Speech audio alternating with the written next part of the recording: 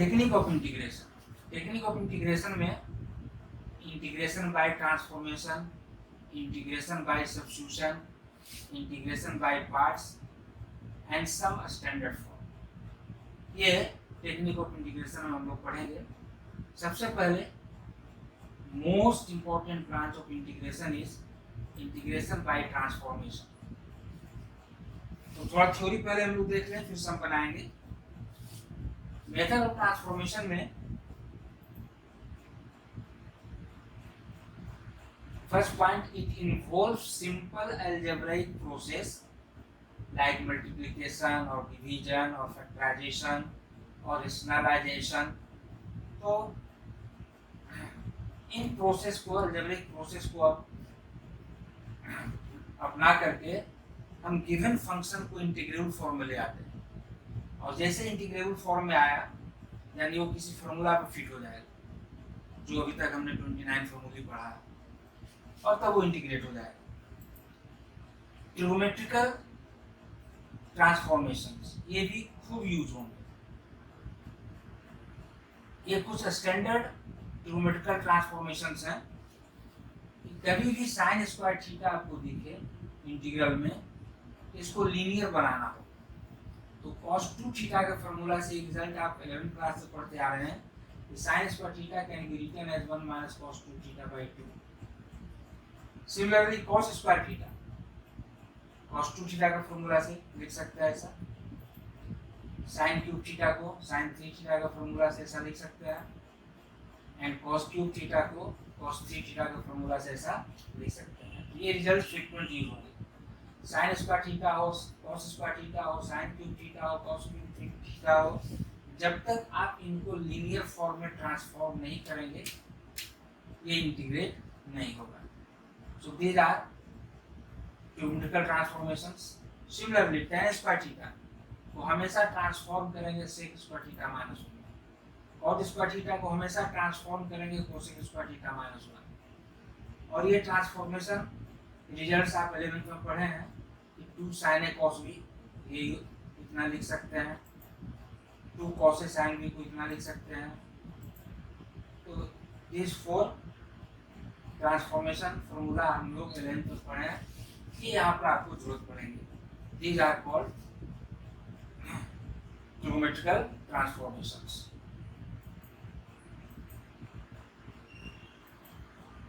Partial fraction ये एक बहुत इंपॉर्टेंट टूल है ट्रांसफॉर्मेशन, वेरी वेरी इंटरेस्टिंग। इसको जनरली हम लोग यूज करते हैं रेशनल एक्सप्रेशन, यदि इंटीग्रांड वह फंक्शन जिसको इंटीग्रेट करना है, यदि इंटीग्रांड रेशनल एक्सप्रेशन है तो बहुत बार वो और दूसरे मेथड से भी बन जाते हैं, और बहुत बार पार्शियल फ्रैक्शन यूज करना पड़ता है।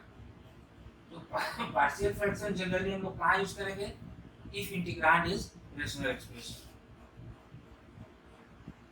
इसके कुछ रूल्स हैं। Degree of numerator must be less than that of denominator. जो रेशनल एक्सप्रेशन है जिसको इंटीग्रेट करना है उसके न्यूमरेटर का degree less than degree of denominator. देखिए हमने यहाँ पर इसको अलग कलर्स में लिखा है क्योंकि ये बहुत इंपॉर्टेंट पॉइंट है। अक्सर आप इस पॉइंट को भूल जाते हैं और पार्शियल फ्रैक्शन आपका गलत हो जाता है। इसके बाद ये पॉइंट्स हैं जो अभी आपको हम यहाँ लिख कर बतला रहे हैं।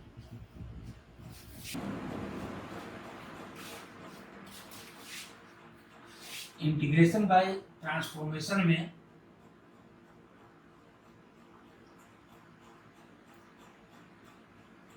पार्शियल फ्रैक्शन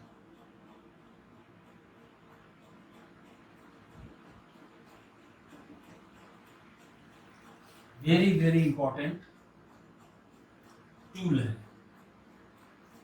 पार्शियल फ्रैक्शन में करते क्या है, let integral fx by gx dx, integrand is some rational expression. हम इसको ब्रेक करना चाहते हैं पार्शियली, तो first point, degree of numerator, मतलब यहां पर क्या है, fx must be strictly less than degree of denominator। ये सबसे इंपॉर्टेंट पॉइंट है जो आप मिस कर,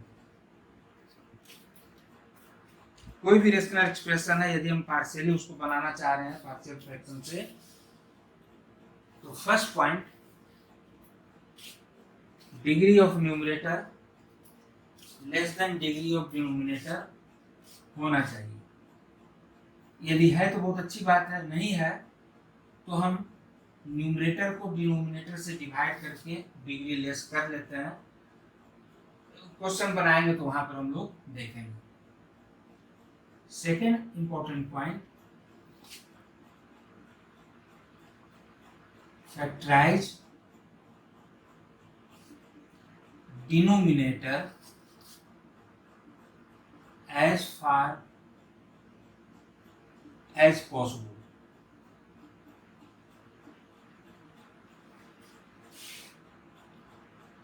as far as possible मतलब अप टू लीनियर, यदि वो फैक्टराइजेबल है तो फैक्टराइज करेंगे। कई बार पावर 3 है, पावर 4 है, आप फैक्टराइज किए, क्वाड्रेटिक आया, क्वाड्रेटिक के फॉर्म में आप बना दें। क्वाड्रेटिक है, डिनोमिनेटर में कोई पोलिनोमियल है, वो फैक्टराइजेबल है लीनियर में, तो मस्ट फैक्टराइज। ये जो फैक्टराइज हो रहा है और आपने फैक्टराइज नहीं किया, डायरेक्ट बना दिया, तो बहुत संभव है कि वो गलत हो। Third point, as per factors of denominator make the following assumption।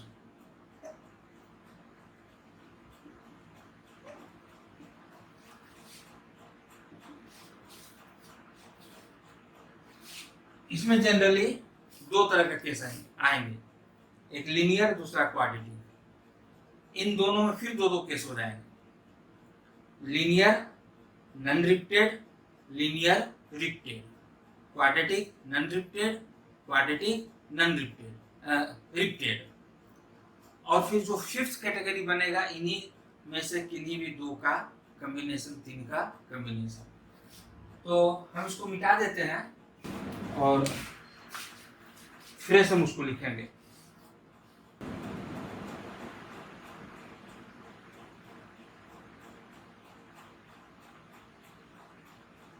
Factors of denominator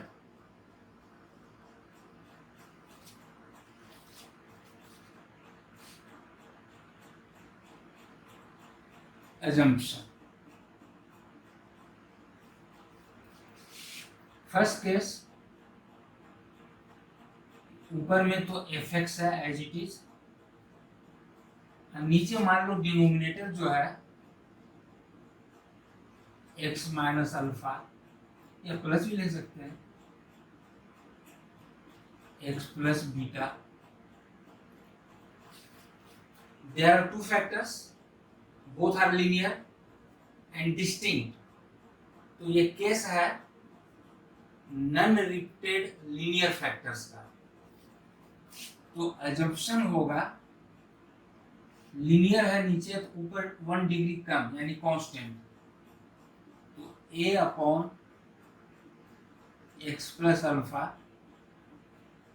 plus b upon x plus beta, where a and b are constants, a and b are constants। इनका value हम suitably निकालते हैं। कैसे निकालते हैं discuss करेंगे समय आने पर। मान लो दो लीनियर फैक्टर की जगह एक और रहता है, तो यहाँ पर एक टर्म और बढ़ जाता है सी अपॉन दैट फैक्टर। दूसरा केस, न्यूमरेटर कुछ भी हो, डिग्री नीचे से कम होना चाहिए, डिनोमिनेटर से कम होना चाहिए, लेकिन ये मान लो रिपीटेड फैक्टर हो गया, लीनियर एंड रिपीटेड फैक्टर हो गया, x plus alpha into x plus alpha, both the factors are linear and same repeated, x plus alpha whole square. तो इस केस में एज्यूम करेंगे a upon x plus alpha plus b upon x plus alpha का whole square. A and B जो भी constant आते हैं, इन सभी का वैल्यूज हम लोग सुटेबली निकालेंगे। कैसे निकालेंगे, बहुत आसान तरीका है, बतलाएंगे। ये भी हो सकता है कि इस तरह का कॉम्बिनेशन हो, तो कोई बात नहीं। यदि आप इन दोनों को समझते हैं तो इसको लिख सकते हैं। मान लो है F X upon x plus alpha square into x plus beta. There are three factors, all are linear, two are repeated, one is unrepeated, non-repeated। तो इस केस में ये यूज होगा a upon x plus alpha, b upon x plus alpha का square, और इसके लिए ये यूज हो जाएगा c upon x plus beta. A B C are constants, और इसको हम लोग सुटेबली निकालेंगे। और फिर यही दो केस क्वाड्रेटिक के लिए, और फिर कॉम्बिनेशन हम इस टाइप का ले लें या लीनियर क्वाड्रेटिक कुछ भी ले लें, लेकिन मेन ये है, एक ये सिमिलरली क्वाड्रेटिक में ये न्यूमरेटर तो एफ एक्स है, डिनोमिनेटर जो है क्वाड्रेटिक फैक्टर्स हैं एंड नॉन रिपीटेड है, ये फर्दर फैक्टराइजेबल नहीं है। यदि फैक्टराइजेबल है फर्दर तो फैक्टराइज करेंगे, लीनियर का केस आ जाएगा। लेकिन यदि फैक्टराइजेबल नहीं है तो there are two non repeated quadratic factors, ये भी quadratic and both are distinct, so non repeated. तो जैसा कि यहाँ बतलाए कि नीचे लीनियर है तो ऊपर 1 डिग्री कम यानी कांस्टेंट, यहाँ ये क्वाड्रेटिक है तो ऊपर 1 डिग्री कम यानी लीनियर। तो एक्स स्क्वायर प्लस अल्फा के लिए हम एज्यूम करेंगे a into x plus B upon x square plus alpha, और एक्स स्क्वायर प्लस बीटा के लिए ये भी क्वाड्रेटिक है तो इसके लिए ऊपर में लीनियर लेंगे c into x plus D upon x square plus beta, and a b c d all are constants. Suitably निकल जाता है, जब प्रॉब्लम बनाएंगे तो आप देखेंगे।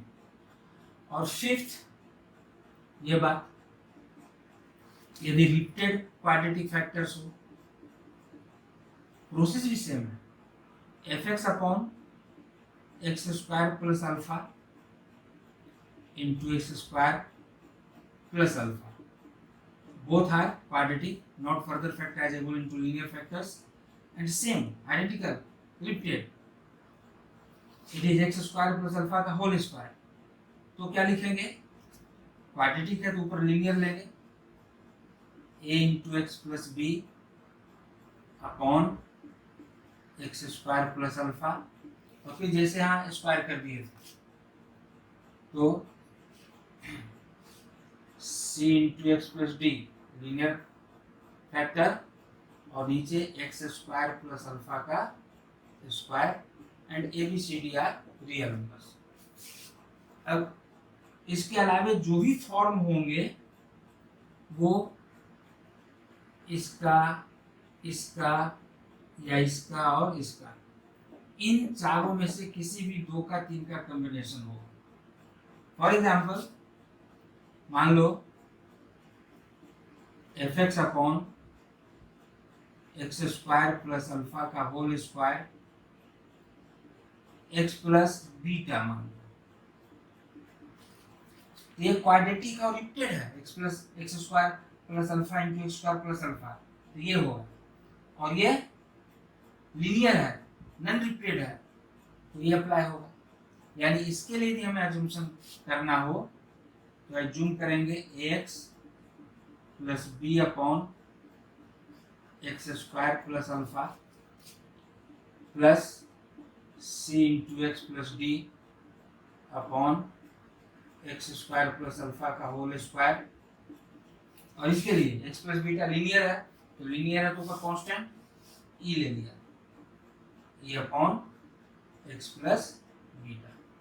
तो कहने का मतलब कि इसको इसको इसको इसको ये चार यदि आप समझते हैं तो बाकी फिर जो भी आए ऐसा है जो भी आए, इन्हीं चार का में से किसी दो का तीन का कॉम्बिनेशन हो सकता है और आप समझते हैं तो इजीली लिख सकते हैं। ऐसा लिखने से फायदा क्या होगा, इनको हम इजीली इंटीग्रेट कर सकते हैं। इसको इंटीग्रेट नहीं कर सकते हैं, जो फंक्शन गिवन होगा इस फॉर्म में इंटीग्रेट नहीं कर पाएंगे, लेकिन जैसे हम पार्शियली फ्रैक्ट करते हैं हम इजीली उसको इंटीग्रेट कर पाते हैं।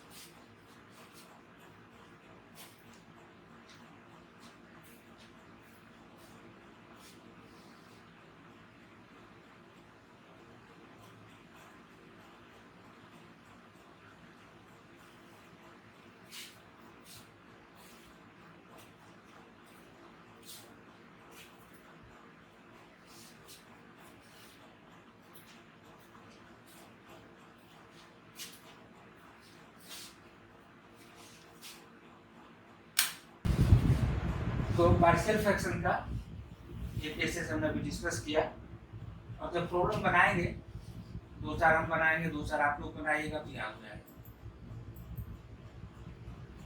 नेक्स्ट प्रॉब्लम्स, अब कुछ प्रॉब्लम्स हम लोग देखेंगे।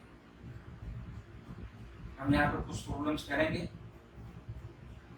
और कुछ प्रॉब्लम्स आप लोग करेंगे। आज हम सिंपल प्रॉब्लम्स करेंगे बेस्ड ऑन ट्रांसफॉर्मेशन। देखिए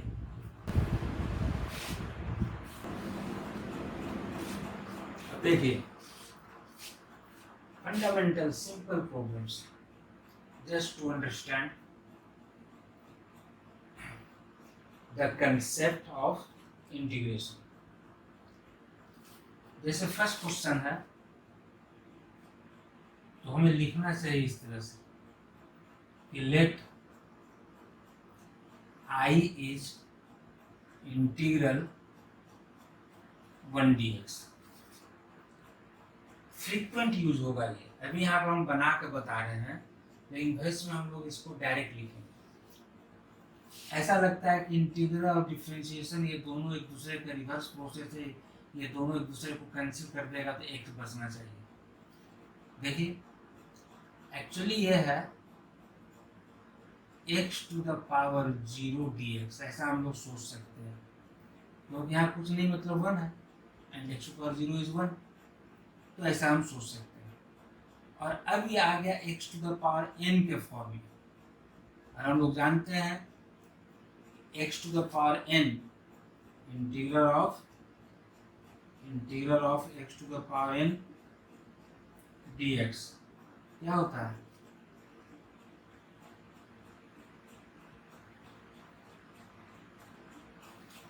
तो यहाँ n की जगह 0 है, तो x to the power 0 plus 1 upon 0 plus 1 plus constant of integration. So what we get, 0 plus 1 1, x to power 1, so it is simply x plus a। Constant of integration सबसे last में हम लोग add करते हैं। आप देखेंगे frequent हम लोग इसको यूज करेंगे, integral 1 dx is always x, ये फ्रीक्वेंट हम लोग यूज करेंगे।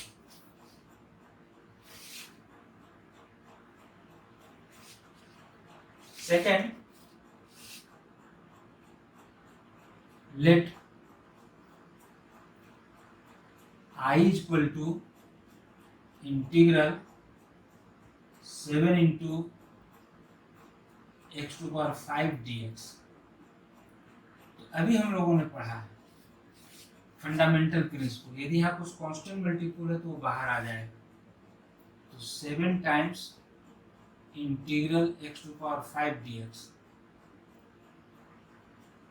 7 times x to the power 5, x to the power n, तो क्या होगा x to the power n plus 1, 5 plus 1 upon n plus 1, 5 plus 1 plus some constant k, so it is simply 7 by 6 x to the power 6 plus k, ये answer होगा। Third, ये very easy level का question है। Let I is x square plus 2x minus 7 dx। हम लोग पढ़े हैं integral distributes over addition and subtraction, तो इसको हम लोग लिख सकते हैं integral x square dx plus integral of 2x, 2 is constant multiple बाहर ले लिए, माइनस इंटीग्रल 7, तो 7 को बाहर ले लेंगे तो इंटीग्रल 1 dx, तो जनरली 1 यहाँ लिखने की कोई जरूरत नहीं है ना। एक्स स्क्वायर का integral x cube by 3, 2 into x का इंटीग्रल एक्स पावर 1,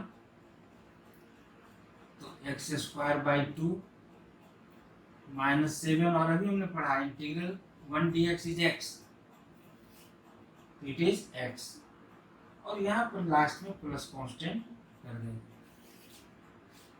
तो it is x cube by 3 plus x square minus 7x plus k, ये हो गया answer.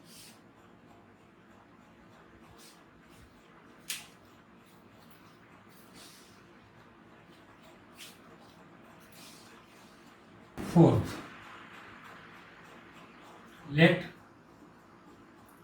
I is integral sin square x plus tan square x dx। हम लोग जानते हैं integral distributes over addition subtraction, तो इसको हम लोग लिख सकते हैं integral of sine square x dx plus integral of tan square x dx। और हमने अभी पढ़ा है ट्रांसफॉर्मेशन में कि sine square x, cos square x, tan square x हमेशा ट्रांसफॉर्म होगा, जब तक आप ट्रांसफॉर्म नहीं करेंगे इंटीग्रेट नहीं होगा। और साइन स्क्वायर एक्स का ट्रांसफॉर्मेशन हम लोगों ने पढ़ा था, साइन स्क्वायर एक्स का 1 माइनस cos 2x बाई 2, जो यहाँ है उसका ये डबल हो जाता है, और ये cos 2 थीटा का फॉर्मूला से आता है, और इसको हम लोग 11 से यूज करते आ रहे हैं। यहाँ पर साइन स्क्वायर एक्स को लिख दिया 1 minus cos 2x upon 2 dx plus tan square x का ट्रांसफॉर्मेशन हम पढ़ चुके हैं, तो करना पड़ेगा sec स्क्वायर एक्स माइनस 1, और ये तो आप जानते हैं 10 से पढ़ते आ रहे हैं, इससे के square x minus tan square x is 1, तो tan स्क्वायर एक्स को इतना लिख सकते हैं। अब यहाँ देखो हाफ कांस्टेंट मल्टीपल है, बाहर आ गया, तो बच क्या गया integral 1 dx minus integral of cos 2x dx plus integral of sec square x dx minus integral of 1 dx।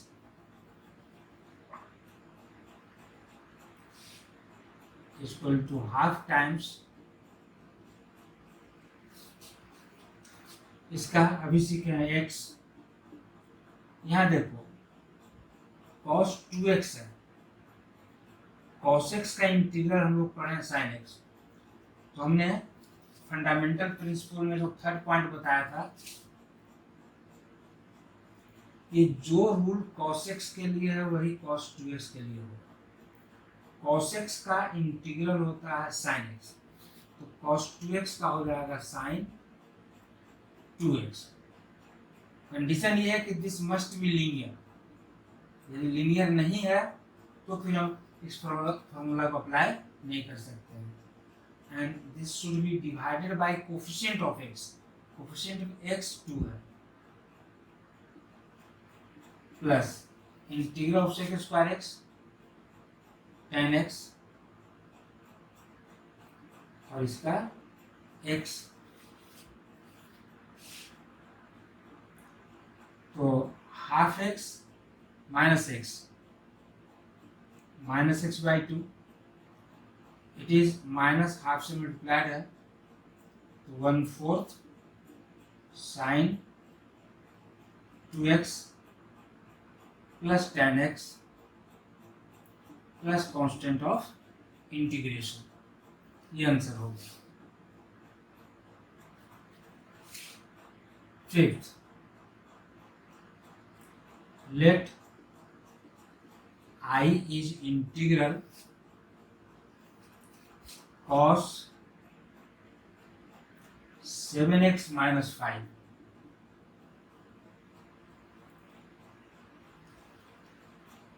अब देखो, अभी आप डिस्कस किए थे ये लीनियर है, तो जो रूल cos x का है वही x के जगह कोई भी लीनियर आ जाए सेम रूल फॉलो होगा। cos x का होता है sin x, तो cos 7x minus 5 का हो जाएगा sin 7x minus 5 divided by coefficient of x 7 plus constant of integration.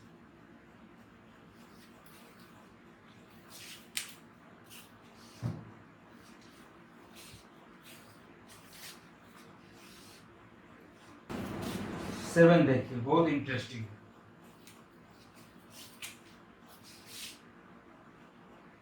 Late I is integral under root 1 plus sine x d x. अब देखो ट्रांसफॉर्मेशन बेस्ड है, हमारे पास कोई फॉर्मूला नहीं है तो हम अप्लाई कर दें। हम इसको इंटीग्रेबल फॉर्म में ट्रांसफॉर्म करेंगे। हम इसको लिख सकते हैं इंटीग्रल अंडर रूट 1 के जगह पर हमने लिख दिया cos square x by 2 plus sine square x by 2,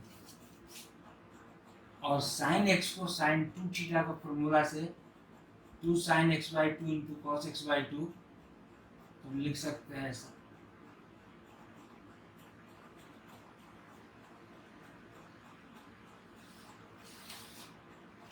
इसको सिंप्लीफाई कीजिएगा तो 1, और साइन 2 थीटा का फॉर्मूला से 2 sine theta into cos theta तो साइन एक्स आ जाएगा।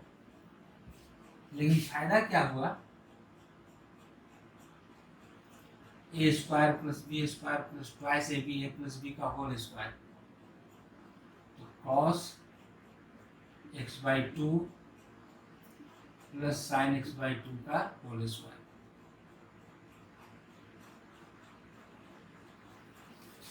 क्या मिला, ये रूट और ये स्क्वायर हट गया, cos x by 2 plus sign x by 2 dx। अब ये टर्म वाइज इंटीग्रेट हो जाएगा। Integral of cos x sin x होता है, तो x के जगह कोई भी लीनियर हो सेम फॉर्मूला फॉलो करेगा, sin x by 2 divided by coefficient of x, यहाँ पे x का कोफिशिएंट हाफ है, प्लस sin x बाई 2 का इंटीग्रल, तो जो sin x का होगा वही sin x बाई 2 का होगा, और sin x का होता है माइनस cos x, तो minus cos x by 2 divided by coefficient of x half, plus some constant k. So is equal to 2 sin x by 2 minus 2 cos x by 2 plus k. This is the answer. Question number 7. Let I is integral x cube plus 8 into x minus 1 upon x square minus 2x plus 4 dx.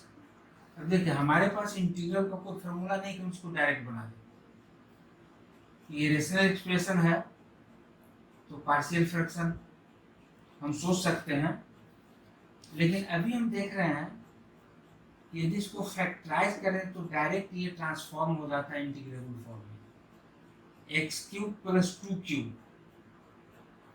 A cube plus B cube पर हमने इसको break किया। A cube plus B cube क्या होगा?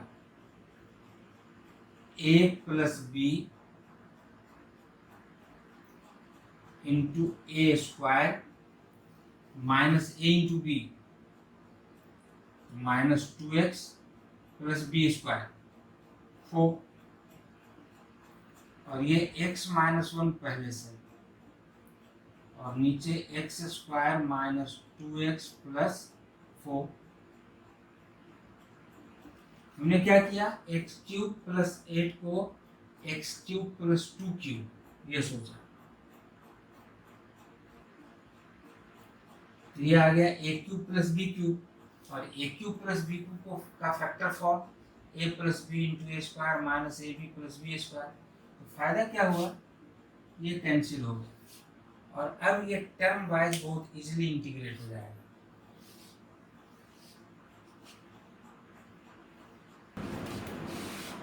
So this is equal to integral x plus 2 into x minus 1 को multiply कर दिया तो x square plus 2x minus 1x plus x minus 2 dx।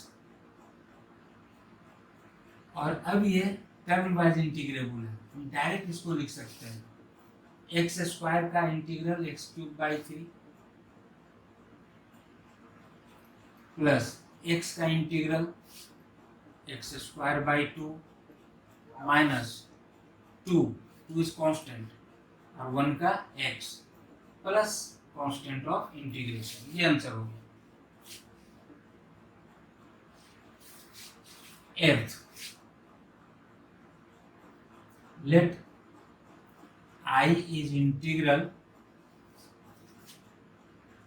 sin 2x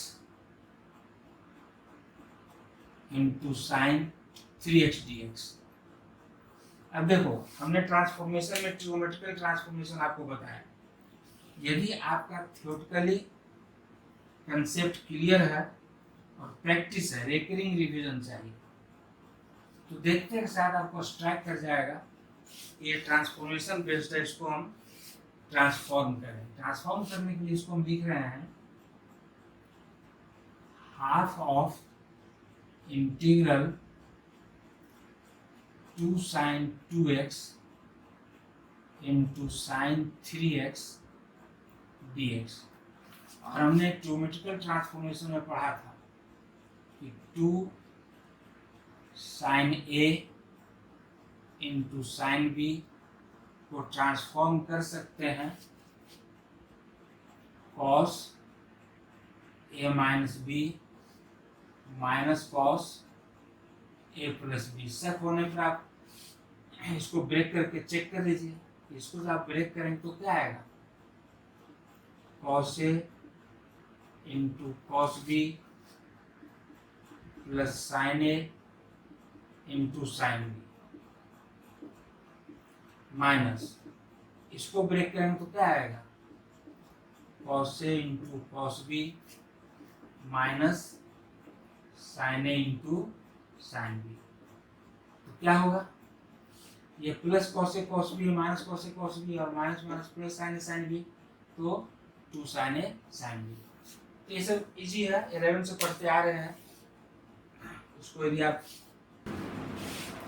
इसको हम लोग लिख सकते हैं equal to half times integral, bracket देंगे क्योंकि ये एक से अधिक टर्म में कन्वर्ट हो रहा है, तो cos a minus b 2x minus 3x minus cos a plus b 2x plus 3x dx। So half इंटीग्रल cos of minus x minus cos of 5x dx, half of integral cos of minus theta cos theta, so it is cos x and it is cos 5x dx। और अब ये term wise integrate हो जाएगा, half times integral cos x sin x minus integral cos 5x, तो sin 5x divide by 5 plus k।